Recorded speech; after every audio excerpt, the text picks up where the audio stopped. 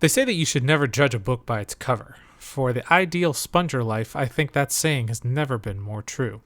The Ideal Sponger Life is a story of a Japanese salaryman who is suddenly whisked away to a new world while riding his bike to work. The place that he finds himself in is the kingdom of Capua, which is a fantasy world where things like dinosaurs and magic is real. In fact, magic is the very thing that legitimizes the ruling class of the world, as each kingdom has a brand of special lineal magic that is a closely guarded family secret. The Queen of Capua is Ara, the last living user of time-space magic which, among other things, allows her to transport herself, others, or even objects far distances in an instant. It was her very magic that brought our protagonist to the world in the first place.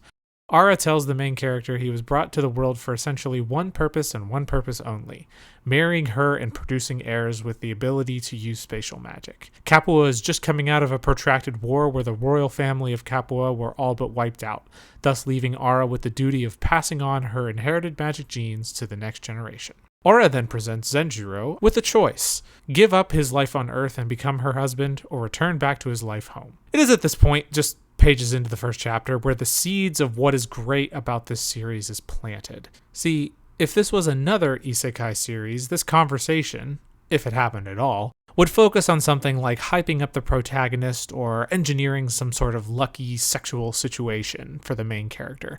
Basically, brushing over the conversation to get to the action or the plot. But for Ideal Sponger Life, negotiations are the action. And the first chapter brilliantly introduces us to that idea by showing how Zenjiro uses his experience as a salesperson and probes Ara to find out exactly what he is agreeing to, what his actual position in the negotiation is, and what power he does or does not have. It wraps up in a neat package what is so appealing about the series. Conversations take place not between archetypes, but between deep characters with complex motivations and goals that each party are trying to discover while talking. This even goes beyond the main characters to cover nearly every interaction in the series. The ensemble are more than just tropes, foils, and heels. They are political players who make moves and use conversations to curry favor or to feel out their counterpart.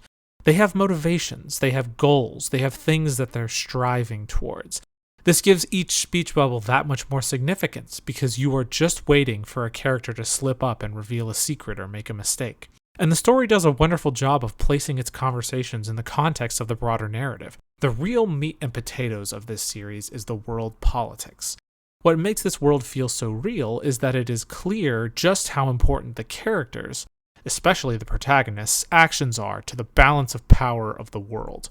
The actions that the protagonist takes actually matter and have real consequences for how the world functions. An early plotline of the series involves the various houses of nobility angling to create a harem for Zenjiro, with the idea being that if a woman of their family becomes a concubine, they would curry favor with the crown and grow their own power in the kingdom. In a move that's very unlike a typical isekai protagonist, Zenjiro rejects the idea out of hand, even though it is not just normal but expected that a king, or in this case a king consort, would form a harem to ensure the proliferation of the lineal magic bloodline. In fact, Ora herself frequently recommends that he forms one just for political reasons, but Zenjiro still rejects the idea. The cover art and description of Ideal Sponger Life leads you to believe that it is another run-of-the-mill wish fulfillment isekai that's dripping with fan service. But what you actually get is a deep, intriguing political drama wrapped in a heartwarming love story that has a healthy power dynamic and rich characters filled with personality, hopes, and dreams. Ara isn't a hero worshiper, but instead is allowed to transform her political arrangement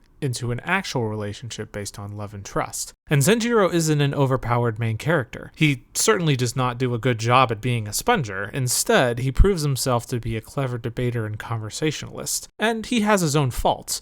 He certainly can't hold a sword and doesn't really want to. He plays his role the best he can, and the rest of the cast are just as amazing as the main two. There are no characters that are wasted space here. Each has an important role to play and are far from falling into archetypes. They feel like real people. In short, you should read this story. You will not regret it.